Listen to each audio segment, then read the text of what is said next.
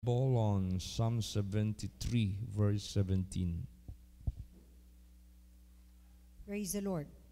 Until I went into the sanctuary of God, then understood I their end. Yes. So, napakalaking dulot ng ating presensya dito sa sanctuary ng ating Panginoong Diyos. Dahil napagtanto niya, na-realize niya, na kung hindi siya nakarating sa sanctuary ng Panginoong Diyos, hindi niya naintindihan ang mga bagay-bagay na nalilito siya. Nagkakaroon siya ng confusion. Alam mo ang tao pag nandyan sa confusion, hindi maganda ang magiging resulta pag hindi yan nabigyan ng linaw. Kahit sa relasyon, sa mag-boyfriend, sa mag-asawa, sa magkaibigan, sa mga magulang, sa mga anak, sa kumpanya, sa trabaho. Pag meron kang hindi naiintindihan, naguguluhan yung isip mo, hindi ka tatagal. Ano pa kaya sa ating buhay spiritual? Kinakailangan lahat ng mga confusions, magbigyan ito ng linaw. So sa buhay ni David, kung hindi siya nakarating sa sanktuaryo, hindi niya naunawaan. Hindi niya nabigyan ng linaw ang kanyang kalituhan. At ang kalituhan na yan ay sana maghahatid sa kanya sa paghiwalay sa Diyos. Maghahatid sa kanya sa pagkalas sa kanyang relasyon sa Diyos. So, napaka-importante po ang sanctuary. Praise the Lord. Kumbaga pa, ang Panginoong Diyos, ito yung ating pinaka-consultant. Ano yung consultant? Ang consultant, hindi ka magiging consultant kung hindi ka matanda. Bakit? Tumanda ka na sa field ng work mo. Ibig sabihin yan, sa grabing karanasan mo, naging expert ka na sa field ng iyong trabaho. Marami ka ng experience, marami ka ng natutunan, alam mo na lahat, kabisado mo na. So ang mga tao na nagsisimula pa lang sa field na yan, kinakailangan nila ikaw. Kasi ikaw yung makapagbigay ng expert na advice. So ganon din ang Word of God. This is testimony of God na sadyang sinulat ng Diyos sa pamagitan ng kanyang banal na mga lingkod. There is no private interpretation na ang salita ng Diyos na isulat ito. But they were written by the holy men of God, inspired by the Holy Ghost. Hindi ito na isulat ng tao dahil nakita nila ang mga bagay, naintindihan nila, hindi. They were led by the Holy Spirit. Kaya, the Bible is testimonies of God. Ito yung expert na magbibigay sa atin ng pangunawa. Dito tayo magpunta as our consultant. Para kung ano man yung bagay na hindi mo naintindihan, nalilito ka, at halos ikalulupay-pay muna, dito tayo sa sanctuary, dito tayo sa salita ng Diyos pupunta. At dyan natin maangkin ang kasagutan ng lahat nating tanong. Lahat nating katanungan dito masasagot sa sanctuaryo. Yung hindi kayang sagutin ng doktor, yung hindi kayang sagutin ng abogado, yung hindi kayang sagutin ng mga tao sa sanglibutan ito na matatalino. Dito sa sanctuaryo, lahat sasagutin ng Diyos. Lahat ng iyong queries, lahat ng iyong katanungan, sagutin ng Diyos lahat. Para lang magkaroon ka ng linaw, magkaroon ka ng kapayapaan sa isip at sa puso at gabay, na tamang gabay na maghahatid sa iyo sa ikabubuti mo. Praise the Lord. Basahin natin ang Psalms 27 verse 4. Praise the Lord. One thing have I desired of the Lord, that will I seek after, that I may dwell in the house of the Lord all the days of my life, to behold the beauty of the Lord and to inquire in His temple. Yan, dito tayo mag-inquire. Dito tayo magsangguni. Dito tayo magtanong. Sa lahat ng katanungan, sa mga bagay-bagay na hindi natin kayang maunawaan. At ito ay sa buong buhay na natin. Kasi sa bawat buhay natin, may mga pangyayari na hindi natin minsan naintindihan. Habang tumatanda tayo, rumarami yung ating karanasan sa buhay at may mga pangyayari sa sanglibutang ito na mahirap unawaan. Pero lahat isang guni natin yan dito sa Diyos. Sasagutin niya lahat yan. Praise the Lord. Kaya nagtanong ako doon sa kinasal ko, sa mga ninang, both sides. No? Ninong, ninang. Sabi ko, ninong, ninang, what is the best period of adjustment sa mag-asawa? Sabi ng dito, 5 years. That is best and good. Sabi naman dito, 3 years, okay na yan. Sabi ko, hindi. That is not enough. What if, darating na ang panahon, tumatanda na ang mag-asawa, nagkaroon na ng menopausal period yung babae, at nagkaroon na rin ng andropause yung lalaki. Kung hindi kayo magkaroon ng malawak na pangunawa sa isa't isa, baka magkahiwalayan kayo. So, period of adjustment is lifetime. Ganon din sa buhay natin sa spiritual, ang period ng ating pagpasok sa sanctuary, all the days of our life. Praise the Lord. Kasi bawat taon, may mga pagsubok na hindi mo minsan naintindihan. Huwag kang uminto. Buong buhay mo, punta ka dito. Lahat sagutin yan ng ating Panginoong Diyos. Kaya nga sinabi dyan, one thing have I desired and will I seek after, that I may dwell in the house of the Lord all the days of your life. So lifetime yung ating pagpasok sa simbahan, sa sanctuaryo.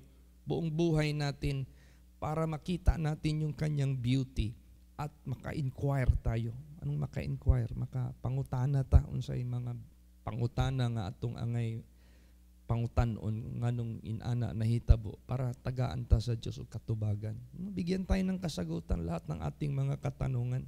Bakit? Dito kasi sa sanctuaryo, kasi ang Diyos ang nagbibigay ng kabayaran. Ang Diyos ang nagbibigay ng resulta. Ang Diyos ang nagbibigay ng consequence sa lahat ng tao, mabuti ka man, masama. So, kailangan natin malaman kung ang taong ito na gumawa ng ganito, anong ginawa ng Diyos sa kanya. Ang taong ito na gumawa nito, anong ginawa ng Diyos sa kanya. Kasi ang Diyos lang ang nagbibigay ng ganti. Masama ka man o mabuti. It is God who renders to everyone. Sa lahat ng tao. Mabuti ka man, masama. So dito sa sanctuaryo, dito natin makikita yung ways of God. Yung pamamaraan ng Diyos. Dito tayo magkakaroon ng idea. Ay, si ganito, si Jose, nung nanindigan siya sa Ehipto, hindi siya gumawa ng kalukuhan sa mata ng Diyos. Kahit sikrito siyang tinukso, hindi niya pa rin binigyan ng konsente kasi ang Diyos nakatingin sa kanya, may faith siya sa Diyos, may obedient siya sa Diyos. Ay nagresulta ito ng magandang resulta kay Jose. Kahit na nakulong siya dahil binintangan siya, nakulong siya, hindi naman niya ginawa yung krimen, pero nakulong siya, pero hindi pa rin siya nagmurmur, hindi pa rin siya nag-complain sa Diyos. Pero maganda ang naging resulta. So ang Bible, nandito yung ways of God. Praise the Lord. Ay si Lucifer, binagsak ng Diyos at lahat ng mga angels na sumapi sa kanya. Ganun pala ang Diyos. Pag mag-rebuildi tayo sa Kanya, wala tayong papupuntahan kundi kapahamakan. O dito sa sanctuary, dito binibigay ang Word of God, ito yung ways of God. Praise the Lord.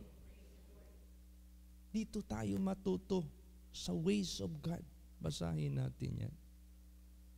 Psalm 77:13. Praise the Lord. Thy way, O God, is in the sanctuary. Who is so great a God as our God? Yes, ang way ng Diyos nandito sa sanctuary. Bakit? Dito binibigay ang kanyang mga mensahe, ang kanyang mga banal na salita na nakarecord sa Bible from Genesis to Revelation. This is the ways of God. Sino yung maliligtas? Sino yung mapapahamak? Sino yung ibabagsak? Sino yung itataas? Sino yung matatanggap sa kanyang kaharian? Sino yung ma-reject? Sino yung papunta sa kapahamakan? Sino yung hindi makapunta doon sa kapahamakan? Nandito yung ways of God. Kaya lahat ng katanungan natin, dito nasasagot. Dito natin maiintindihan ang lahat ng dulo ng bagay. All the ends of all things. Dito natin malalaman ano ang resulta. Praise the Lord. So ang ibig sabihin yan, we are not blind. Hindi tayo bulag na hindi natin alam anong resulta ng ating dinadaanan. Kaya sabi niya, when I came into the sanctuary, I understood their end. So, alam mo anong dulo ng bagay na yan. Kasi pinapahayag yan ng Diyos. Hindi tayo parang bulag o bulag na hindi mo alam anong dulo ng takbo ng iyong buhay. Kaya mapalad tayo. Malayo pa lang alam na natin anong dulo. Itong ginagawa natin ngayon, alam na natin anong resulta. Itong ginagawa natin, alam na natin saan tayo pupulutin. Alam na natin dahil tinuruan tayo ng Diyos sa kanyang ways. Dahil sumasangguni, nag-i-inquire, nagapangutana ta sa Ginoo, ginatubag ta niya pirmi sa pulong sa Diyos. Praise the Lord.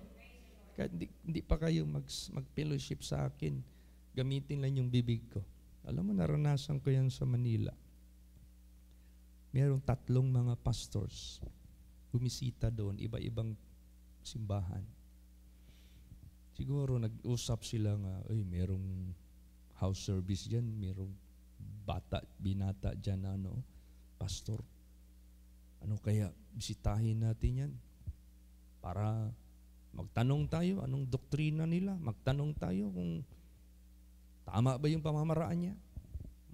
Kaya pagpasok nila doon sa simbahan, house service sa bahay pa ng parents ko sa Kasunduan. Nakita ng mga membro, panay silang bukas ng Bible, ng kanya-kanyang Bible. Isa-isa sila may dalang Bible. Nagre-research sila kung anong gustong itanong nila. Nagre-research sila kung anong matter na ilang i-discuss sa akin. Nagbigay ng tip sa akin yung membro ko. Bradjet, tulo ka pastor. May 3 pastor na pumasok. Parang debatihin ka ata kasi nagre-research na sila sa maraming tanong siguro yan. Sabi ko, pray nyo ako ha. Mag-pray ako dito.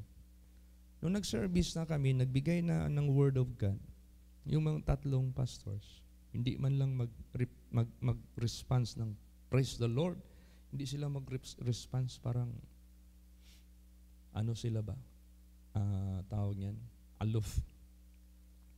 Nung sa kakabigay ng word of God, nag-praise the Lord yung isa.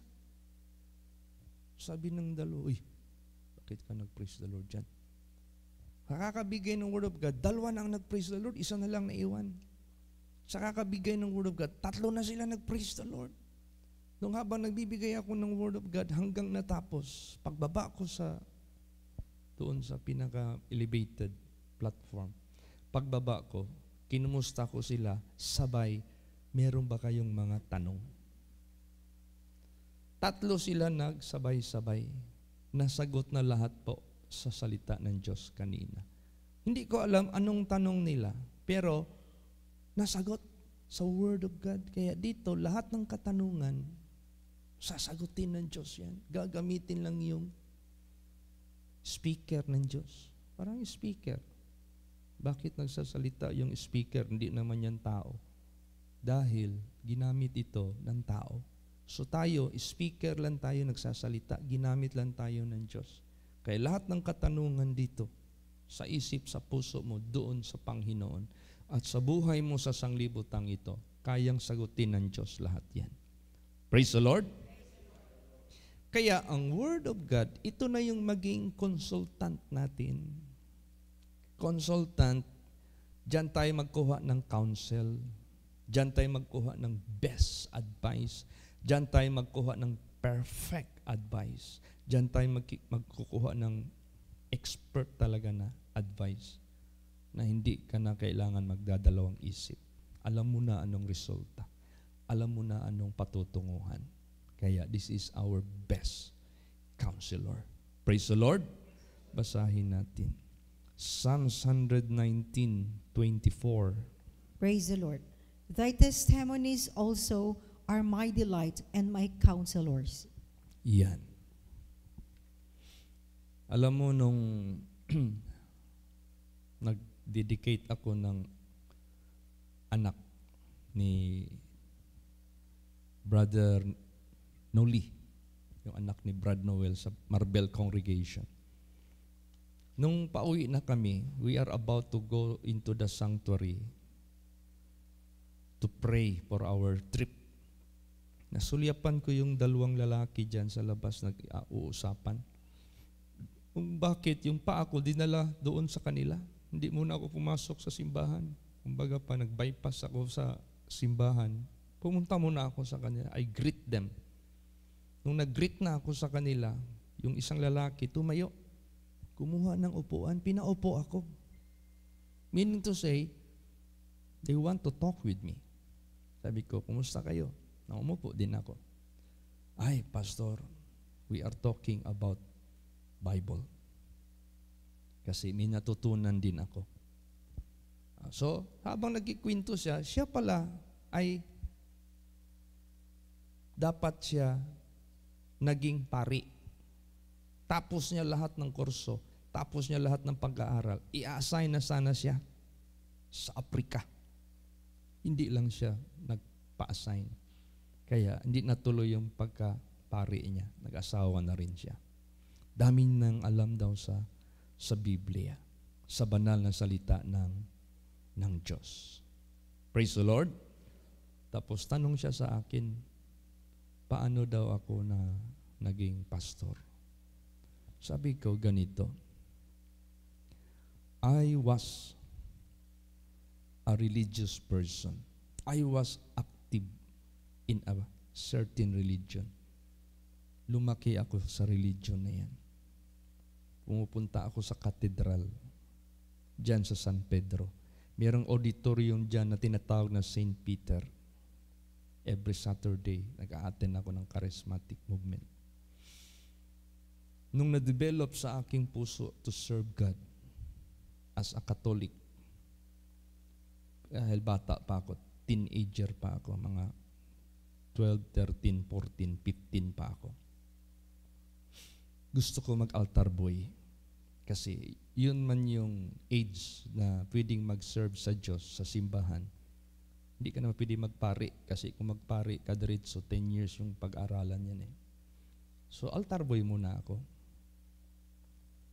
Nung hanap na ako ng parish church, sabi ko, hindi ako dyan sa katedral. Sobrang laki naman yan.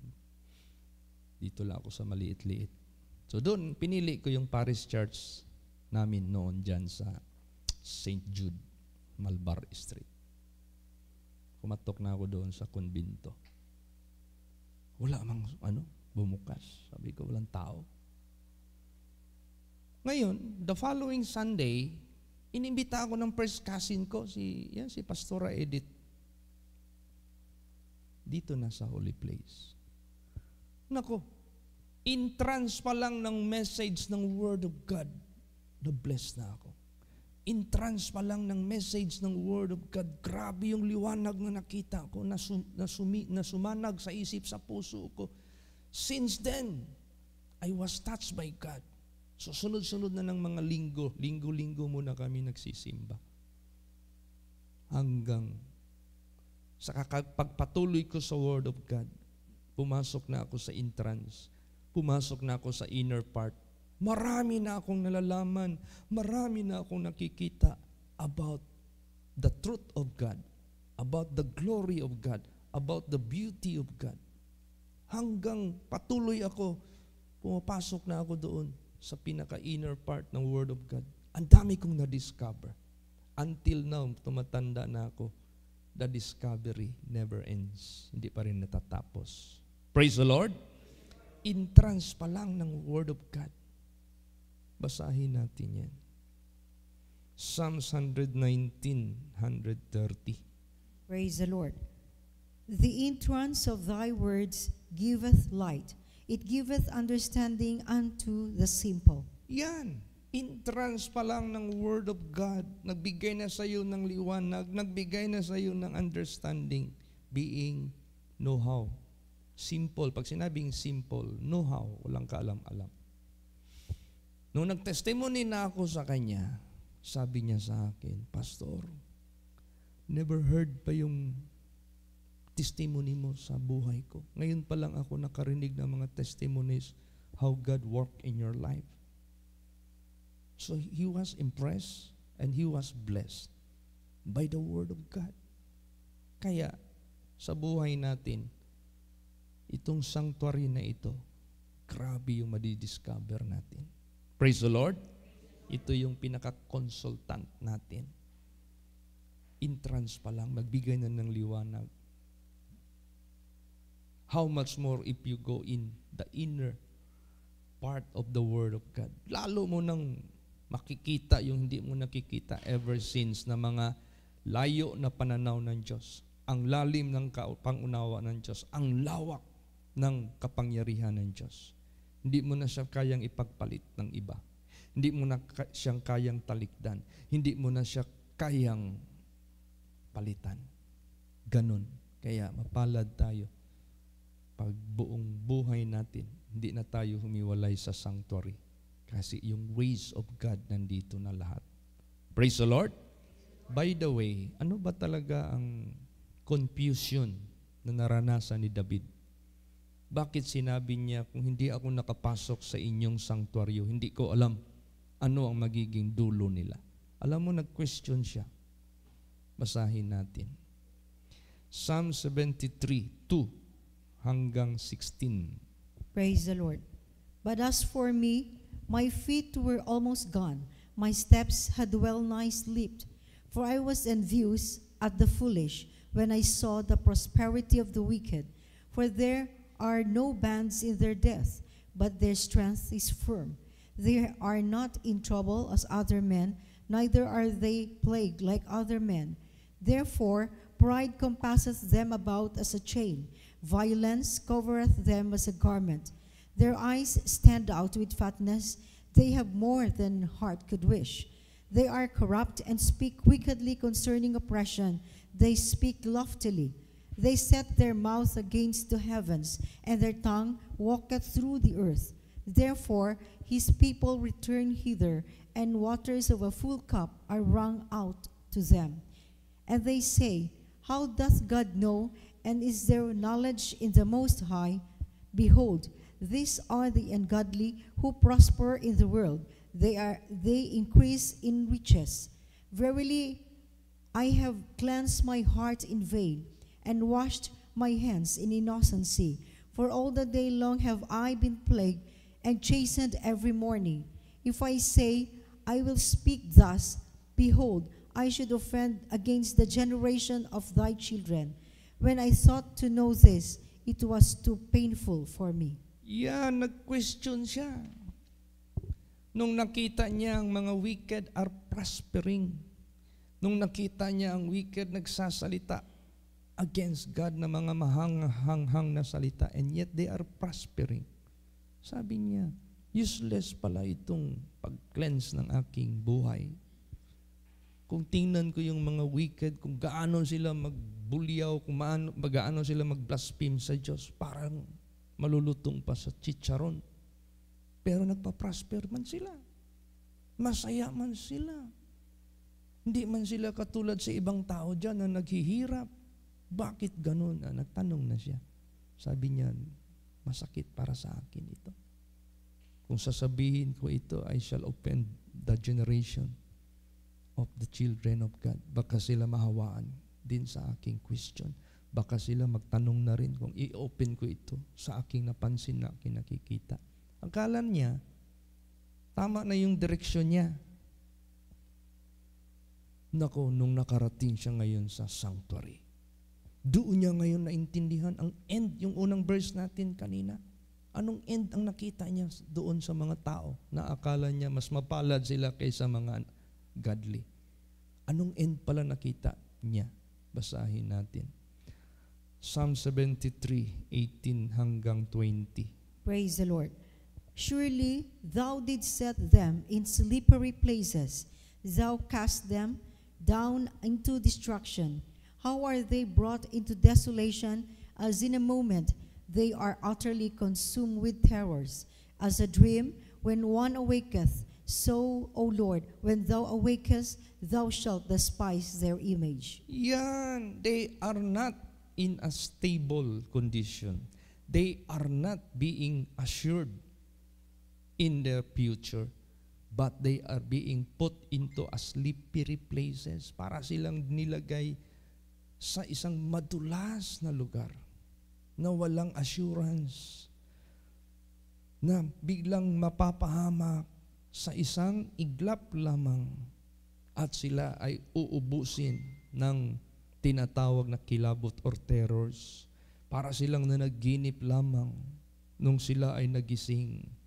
Wala na ang lahat ng kanilang kasayahan at kayamanan at pagmamayabang. Wala na lahat. Tunaw lahat. Dissolve lahat. Doon niya naintindihan. Praise the Lord.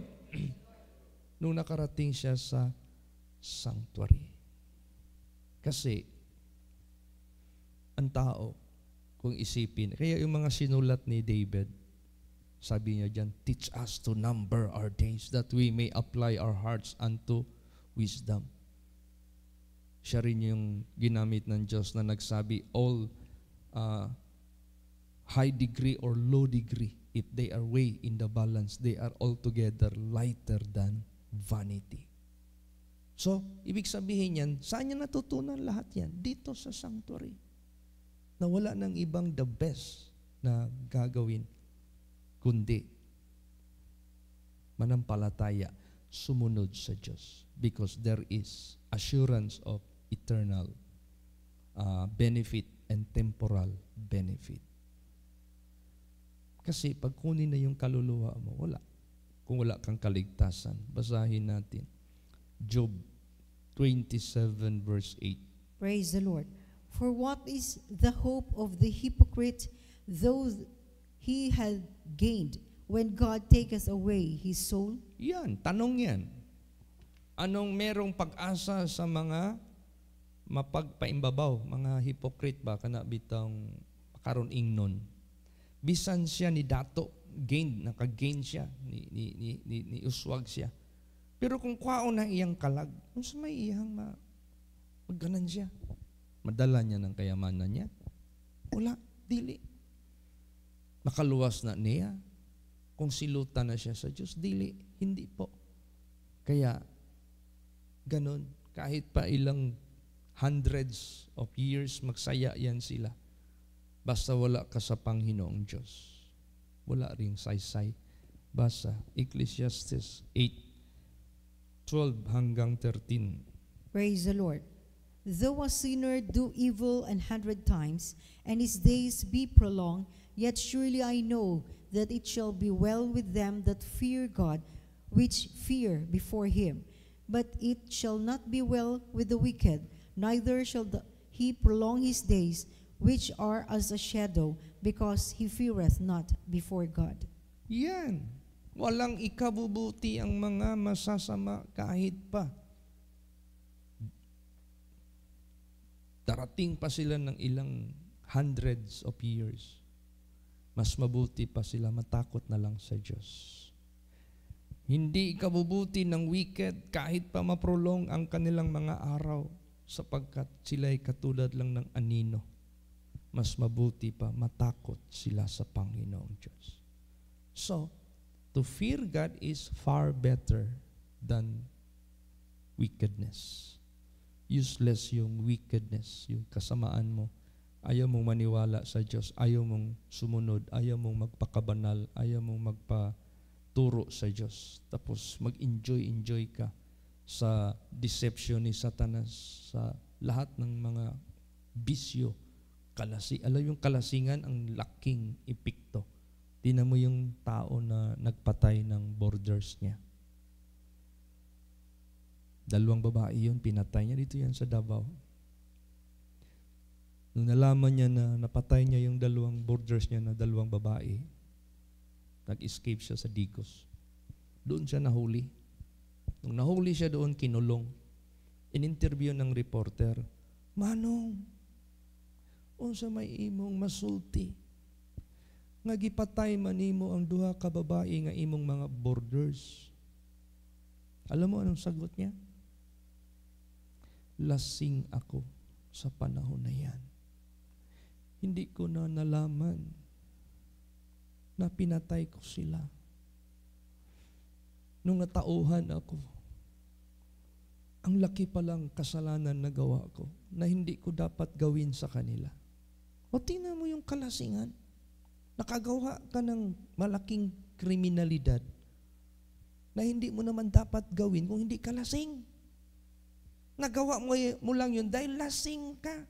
Bakit? Kung lasing ang tao, wala ka sa concentration mo.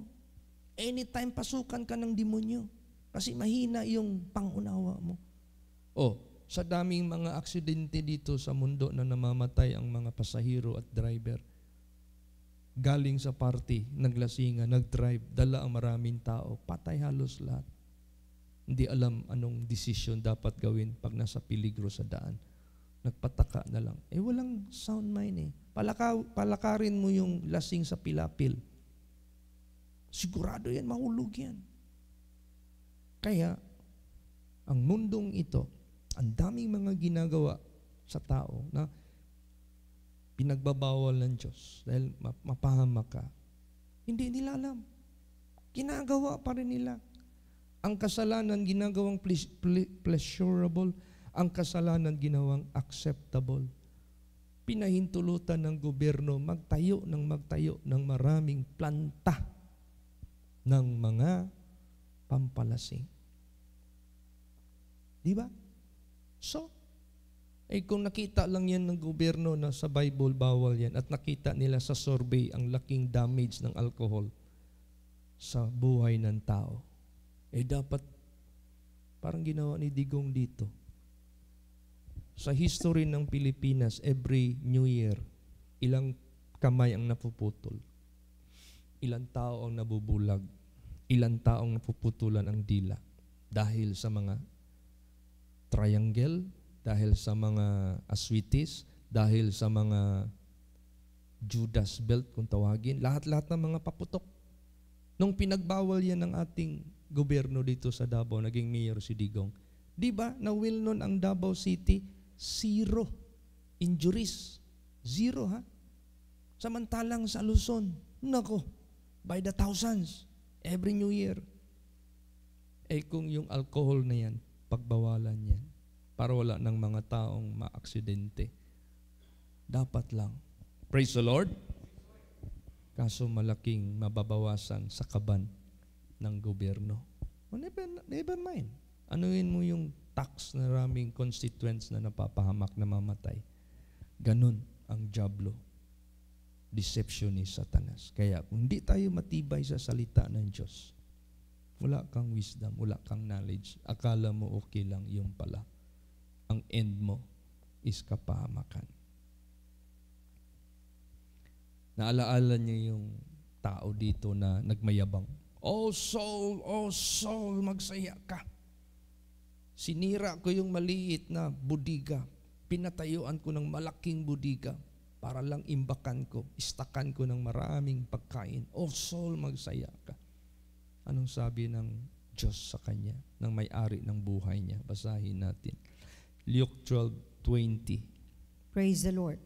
But God said unto him, Thou fool, this night thy soul shall be required of thee.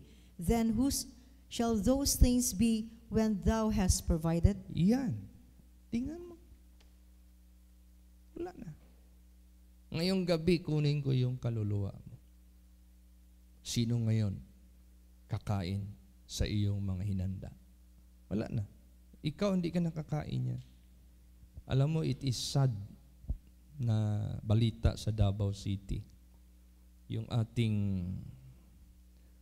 businessman dito sa Davao, yung may-ari ng Crocodile Farm, yung may-ari ng Dison Farm, na number 1 producer yan sa Davao ng mga gulay, mga prutas. Sila yung nag-establish ng mini zoo sa Davao. Diyan sa Crocodile Park.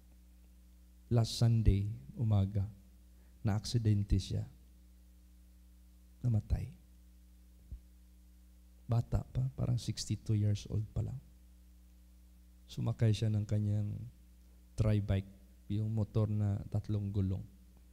Siguro sa bilis ng takbo o nasimplang siya. Na-turtle yung sinakyan niya, siya naman napalo sa semento. Dinala sa ospital, hindi na nakayanan.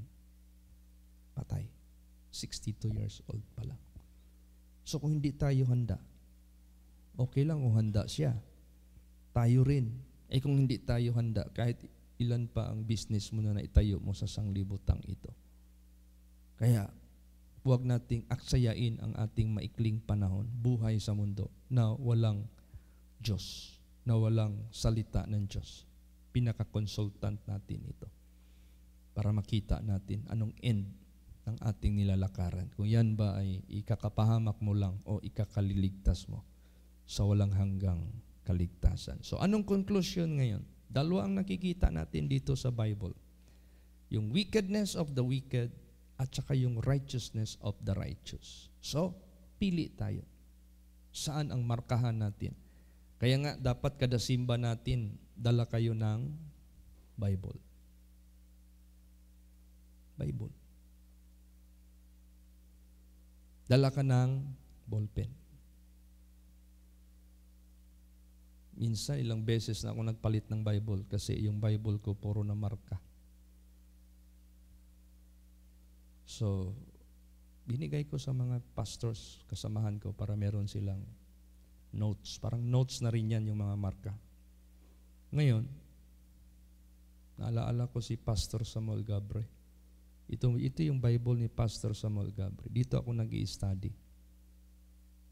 Dito ako kumukuha ng key verse, anong i-preach ko. Naghingi ako kay Jesus. So, itong Bible na ito, grabing markings dito. So, makinig ka ng Word of God, may dala kang Bible, may ballpen ka, markahan mo.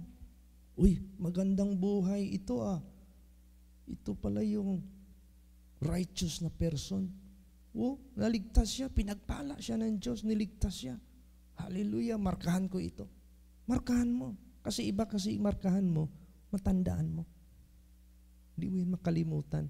Pagdating ng pagsubok, pareho sa kanilang ginawa, malala mo sila. Ma-apply mo yung panindigan nila. Praise the Lord. O kaya, sa buhay natin, dapat marunong tayo magmarka. At ang markahan natin ng husto, yung perfect man, para gayahin natin sila. Basahin natin yan. Last verses. Psalms 37, verse 37 and 38. Praise the Lord. Mark the perfect man, and behold the upright. For the end of that man is peace, but the transgressors shall be destroyed together. The end of the wicked shall be cut off. Yan. So, isa itong highlight.